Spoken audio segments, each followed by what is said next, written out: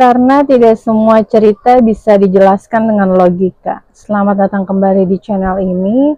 Saya Ulan, dan hari ini kita akan membahas sebuah kisah di mana ada 4 orang mahasiswa yang mengalami kejadian horor saat akan melakukan penelitian di sebuah gunung yang ada di Sulawesi Selatan. Kira-kira kejadian horor seperti apa yang mereka alami? Simak terus videonya sampai habis. Hai guys, assalamualaikum. Kisah kali ini dialami oleh Anto bersama 3 orang temannya. Jadi ceritanya, pengalaman yang Anto alami itu terjadi di tahun 2014. Waktu dia lagi melakukan proyek penelitiannya di Gunung Bawakaraeng, Sulawesi Selatan. Ya karena memang si Anto ini katanya kuliahnya di IPB, Institut Pertanian Bogor. Jadi nggak jauh-jauh mainnya sama alam. Nah, Anto waktu itu punya teman, satu grup gitu di kampusnya. Ada yang namanya Sugeng, Anwar, dan Maya. Ya dimana mereka semua pokoknya ini emang satu kelas yang pas semester akhir itu ditugaskan untuk melakukan sebuah penelitian terkait hewan di alam liar. Makanya Anto sama yang lainnya itu akhirnya memilih untuk penelitian di Gunung Bawakaraeng tadi. Kok jauh amat neliti sampai ke sana? Jawabannya ya karena si Sugeng orang asli Makassar dan dia yang merekomendasikan buat melakukan penelitian di sana. Singkat cerita, terbanglah itu para mahasiswa berempat dari Jakarta ke Makassar karena gunungnya itu di Makassar untuk proyek kuliahnya tersebut. Waktu sampai ke Makassar, mereka ini nggak langsung ke gunungnya ya, tapi melakukan beberapa persiapan dulu lah. Sampai akhirnya mereka pun ke sana berangkat ke gunung. Nah, total kan tadi mereka ini berempat, tapi di Makassar itu mereka ketemu sama ada 5 kenalannya si Sugeng yang emang orang asli Makassar. Dan yang 5-5-nya ini memang orang asli Makassar dan pecinta alam juga.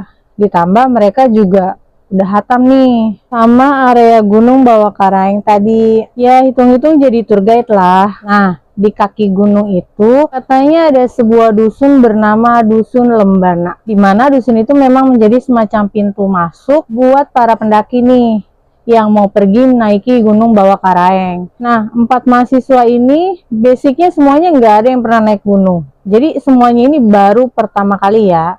Ya karena tujuan mereka ini kan sebenarnya mau meneliti, bukan untuk mendaki ke puncak gunung. Makanya mereka ditemani sama si 5 orang tadi tuh, kenalannya si Sugeng. Diantarlah mereka ini berempat ke rumahnya sesepuh dulu tuh buat jadi base camp. Dan sesepuh di desa itu disebut aja namanya Pak Jamal.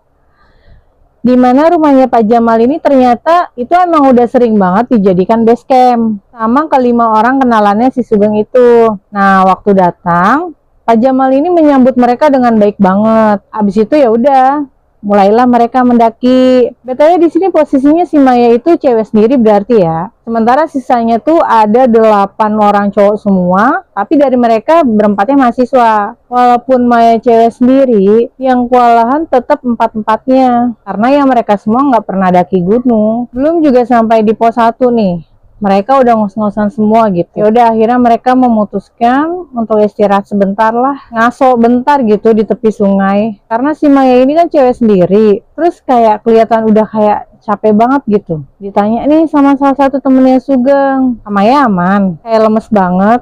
Masih kuat nggak kak? Si Maya jawab, iya Maya nggak apa-apa kok. Cuma tatonya aku dapet nih. Jadinya ini agak sedikit pusing aja. Tapi biasalah emang begini, namanya juga hari pertama, kata si Maya kan. Dengar begitu teman-temannya Sugeng pada lihat-lihatan. Karena setahu mereka ya, kalau kita naik gunung bukannya cewek ini kalau lagi dapat mending gak usah naik. Tapi masalahnya ini kan mereka udah naik nih. Kok dia orang baru bilang kalau lagi dapet. Jadi ya udahlah ya, bismillah aja. Semoga nggak ada apa-apaan. Jangan lagi deh tuh lanjut mereka. Nah, katanya di gunung itu ada semacam 10 pos yang harus dilalui guys. Dan diantara dari pos ketiga dan pos keempat, itu ada salah satu pohon besar yang kayak dilingkarin kain putih panjang.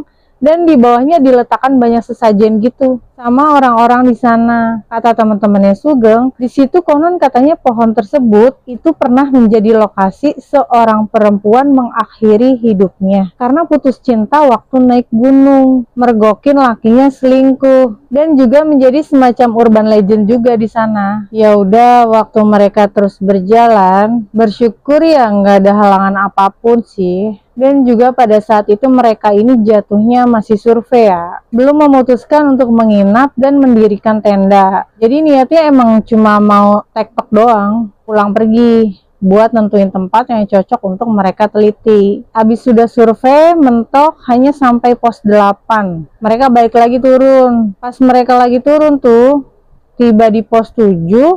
Di situ mereka melihat ada kayak semacam batu besar, di mana di sekitarnya banyak banget kayak semacam orang-orang ngelakuin ritual. Nah, FY ini berdasarkan omongan dari orang-orang sekitar, katanya Gunung Bawakaraeng ini emang disakralin banget dan semacam dijadikan tempat namanya ibadah haji. Tapi ini ibadah hajinya beda ya sama yang di Mekah. Ini hajinya versi di daerah lain mungkin. Kalau kalian penasaran, kalian bisa nge-googling aja deh tuh, tulis Haji Bawakaraeng. Banyak tuh berita-beritanya tuh. Nah, tapi kan kita sekarang lagi mau cerita-ceritanya si Anto dan teman-temannya ini ya. Karena mereka kan bukan mau pergi haji soalnya. Nah, pokoknya pas lagi turun, untuk melewatin pos 7, Maya mengaku melihat ada semacam kayak tongkat yang ditancapkan ke tanah gitu. Dilihat-lihat sama dia yang tongkatnya kayak bagus gitu. Tapi si Maya kayak ngeliatin aja, nggak berani megang, apalagi ngambil. Maya juga nggak bilang apa-apa, nggak bilang ke teman-temannya. Karena dikira teman-temannya juga ngeliat kan. Sampai akhirnya mereka berhasil turun dan balik lagi tuh ke rumahnya Pak Jamal. Nah, di situ Maya baru cerita. Tadi kalian ngelihat nggak ada tongkat tuh? Cakep banget. Itu maksudnya apa ya ditancepin di situ? Apa itu semacam pertanda tempat yang sakral? Atau gimana gitu kan? Si Pak Jamal malah bilang, kenapa nggak kamu ambil? Kalau kamu diperlihatkan sesuatu di Gunung Bawakaraeng ini, artinya para penunggu di gunung ini tuh memberikannya untukmu. Ya dalam hatinya si Maya kayak, ya kali diambil. Di kota mangga pohon tetangga kali main comot. Ya Maya kan juga bukan anak laptop. Pak Jamal nih kalau ngomong agak ngadi-ngadi. Nah, setelah udah melakukan survei tersebut dan udah tahu nih medannya seperti apa, perjalanan untuk penelitiannya sebenarnya pun dimulai. Kali ini 4 mahasiswa itu mendaki dan melakukan penelitiannya berempat aja. Jadi udah nggak ditemenin sama 5 orang temennya Sugeng tadi ya. Pokoknya Anto, Sugeng, sama si Maya ini melakukan penelitian tentang kelelawar. Sementara si Anwar itu melakukan penelitian tentang kumbang tanah gitu guys. Yang jatuhnya pokoknya untuk penelitian kumbang itu katanya mudahlah buat ditangkap dengan perangkap yang memang mereka udah siapkan. Tapi khusus buat kelelawar, karena ya keluarnya kelelawar kan malam-malam ya. Jadi otomatis mereka harus ada adegan nginep-nginepan alias ngecamp untuk menangkap kelelawar tersebut. Nah, sampai pokoknya mereka akhirnya memutuskan untuk melakukan penelitian di sekitaran pos 3 guys. Jadi di dekat pos 3 itu ada sungai kecil dan banyak batu-batu besarnya. Nah, umumnya memang tidak banyak pendaki yang mendirikan tenda di sekitar situ. Karena selain posisinya masih dekat gitu ya, belum jauh ke atas, para pendaki itu biasanya mendirikan tenda itu di pos 5. Yang lokasinya lebih tanah lapang gitulah. Ya, tapi kan tujuan mereka di situ meneliti ya, bukan mau naik ke atas puncak. Jadi nggak peduli walaupun di situ sepi, nggak ada pendaki lain yang mendirikan tendanya. Mereka merasa ini tempatnya cocok buat penelitian. Ya udah, ngendon aja di situ walaupun sepi orang. Setelah mendirikan tenda, perangkap-perangkap tuh mulai dipasang-pasangkan. Pokoknya mereka baru keluar tuh masang perangkap dari sore sampai menjelang maghrib. Dan waktu udah mulai gelap. Malam itu katanya suasananya sepi banget. Nggak ada satu pendaki pun yang terlihat lagi lewat. Padahal harusnya biasanya ada lah ya, macam 1-2 orang gitu yang jalan. Tapi ini nggak ada sama sekali. Nah, pas mereka lagi masak nih mau makan malam. Tiba-tiba si Maya nyeletuk. Guys, cepetan aja masaknya yuk. Gak usah lama-lama, kita tidur cepat aja hari ini. Nah lo kenapa si Maya tahu pengen tidur gitu kan? Tumben-tumbennya. Biasanya dia yang paling pengen ngerumpi lama gitu. Ya udah, habis kelar makan, Anto, Maya, sama Anwar itu jalan ke sungai buat nyuci peralatan masak mereka. Sementara Sugeng sendirian tuh di tenda. Kondisi juga udah gelap banget ya. Dan mereka tuh jalan ke sungai bawa senter kan. Pas lagi nyuci peralatan nih, sambil kayak disenterin gitu, tiba-tiba si Maya nyeletuk. Ayo cepetan. Lah, Anto sama Anwar kan kayak bingung ya. Kenapa sih dari tadi nyuruh cepetan-cepetan mulu? Ya emang kalau lu mau tidur, tidur aja duluan. Tapi tau-tau si Maya nih agak kayak ngebentak nadanya. Kayak, ayo lama banget sih. Ya karena kesel ya. Mungkin si Maya ini lagi datang bulan gitu. Lagi sensi. Jadi cowok-cowok ya udah ngikutin aja, cepet balik. Dan beneran langsung pada lanjut tidur. Padahal itu belum malam-malam banget loh. Mungkin karena udah pada kecapean juga, jadi langsung pada tidur. Tapi tau-tau si Anto itu kebangun karena dia mendengar ada suara orang lari-lari. Tapi Anto di situ mikirnya masih kayak itu pasti pendaki lah. Ya mungkin lagi trekking malam. Nah, pas mencoba untuk balik tidur lagi, dia mendengar lagi kali ini ada kayak suara cakaran yang ngelilingin tendanya gitu. Jadi kayak ada orang gesekin kuku di tenda, srek gitu. Di situ baru si Anto merinding. Kalau pendaki lain kok iseng banget. Kan kita nggak kenal. Dia takut nih, tapi nggak berani ngebangunin teman-temannya juga. Yang ada dia langsung nempel tuh ke Sugeng tidurnya. Nah, pas paginya si Maya sama si Sugeng itu barengan tuh bilang, guys, kita wajib turun sekarang ya. Kita pulang ke rumahnya Pak Jamal sekarang. Si Anwar di situ bingung kayak ini kenapa tahu kita disuruh pulang cepet-cepet? Ada apaan sih? Nanyalah dia. Ya tapi kan ini penelitian kita belum kelar. Emang ada apaan sih? Nggak mau dilanjutin aja? Nanggung loh ini. Daripada bolak-balik repot lagi ntar bawa-bawa barang. Tapi di situ si Sugeng bilang, enggak, udah pokoknya kita turun sekarang. Yaudah, akhirnya mereka turun. Sambil di perjalanan, Anto ini sebenarnya kayak mikir, apa ini ada hubungannya sama yang gue dengar-dengar kemarin malam ya? Dan pas udah pada sampai di rumahnya Pak Jamal, akhirnya Maya baru ngomong, guys, semalam waktu kita lagi masak-masak tuh, pas maghrib, aku lihat ada orang yang mundar-mandir dari pohon satu, terus pindah ke pohon lain, terus pindah lagi. Dan itu posisinya nggak jauh dari kita loh. Dan samar-samar sama kayak dilihat itu kayak sosok putih, rambut panjang. Terus pas kita lagi di sungai tuh nyuci, itu sosok lagi duduk di batu besar. Persis di sebelah mereka yang lagi nyuci. Aku sih nggak berani lihat mukanya.